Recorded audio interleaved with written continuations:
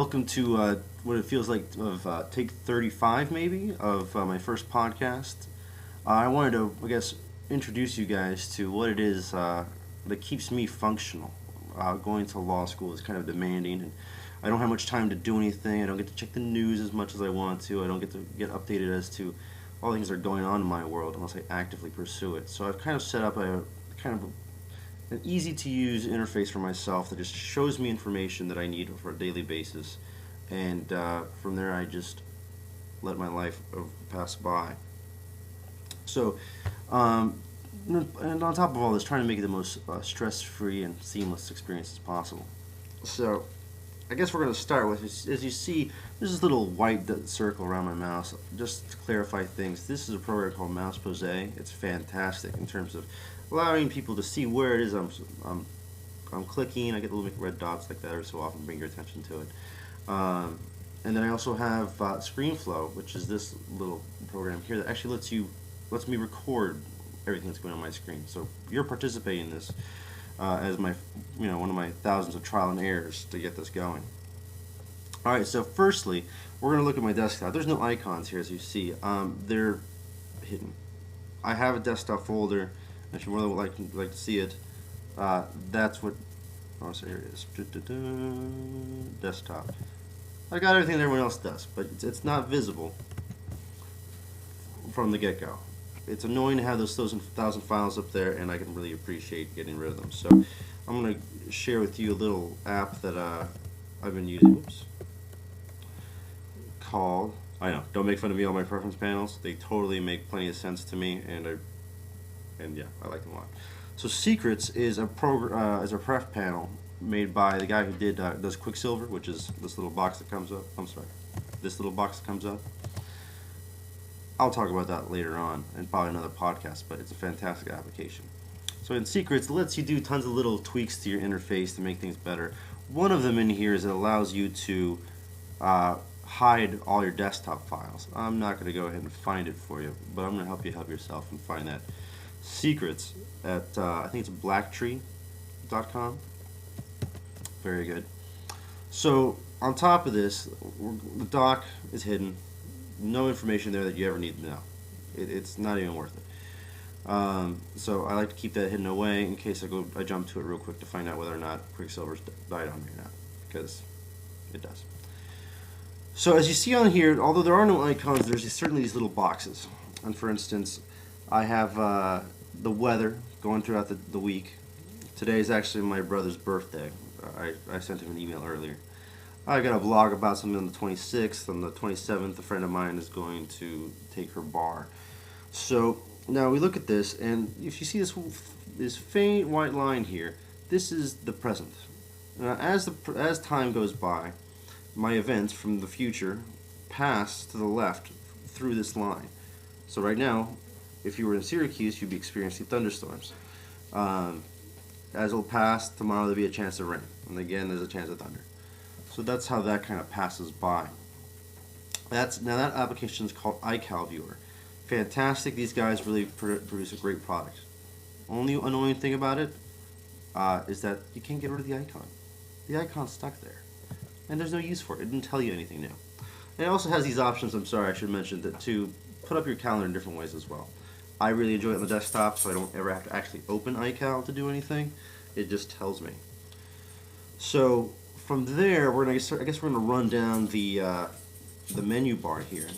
Now this, you think it's a normal clock? No, it's not. It's a program called Menu Calendar Clock, and it has this wonderful thing when you have a little hotkey, blow, your calendar pops up. Actually, you can just check it real quick. What are you supposed to be doing?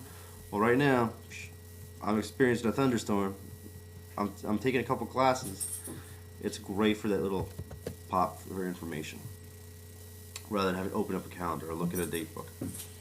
The battery's great. I need it because the thing's always dying. My battery's dying. I love this little white book to death, but it's driving me nuts. Sound crucial, Wi-Fi crucial. Now this is another app right here that I love to death. Now there are two of the same program, two little options of the same program. For instance, this is called iStat Menu. Now iStat Menu allows you to put a bunch of different types of menus up for you to look at in your menu bar. For this case, we have my network traffic.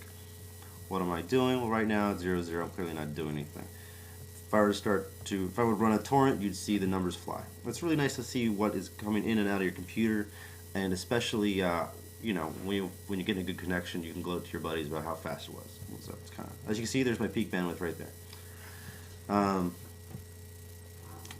And the other option that I use is my hard drive. So as you see, it's working pretty hard right now because mainly I'm recording this podcast and I'm saving it.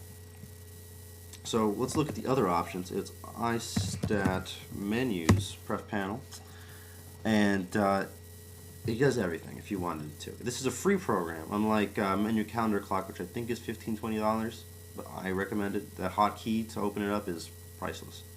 None of the other programs that have that functionality are worth a damn. And all the ones that are worth a damn don't have that functionality, and that's what makes it best.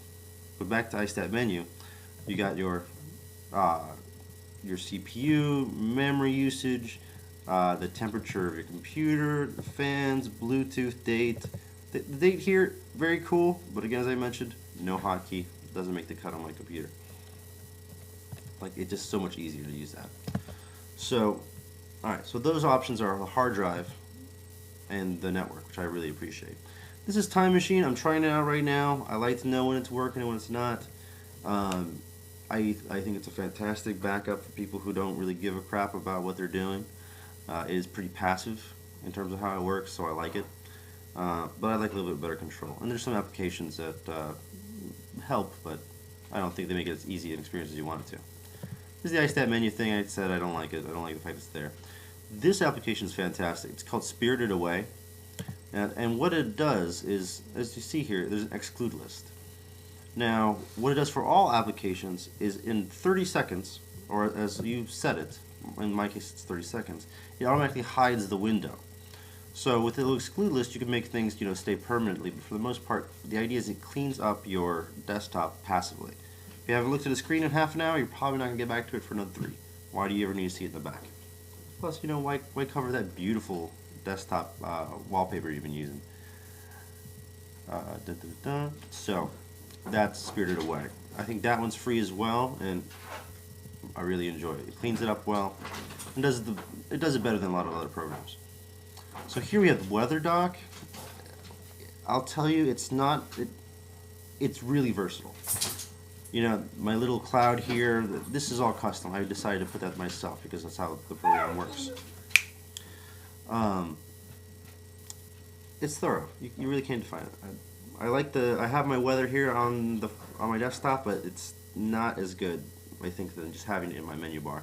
In case, I need to know. Plus, people love to fucking know what the weather's like in Syracuse. So, they bug you all the time. So, that's, I guess, a quick run-through of what it is I use on a daily basis for getting things done. You probably recognize a lot of these applications already, if you're much of a Mac owner or user. So, I want to say thanks for being part of this first broadcast, and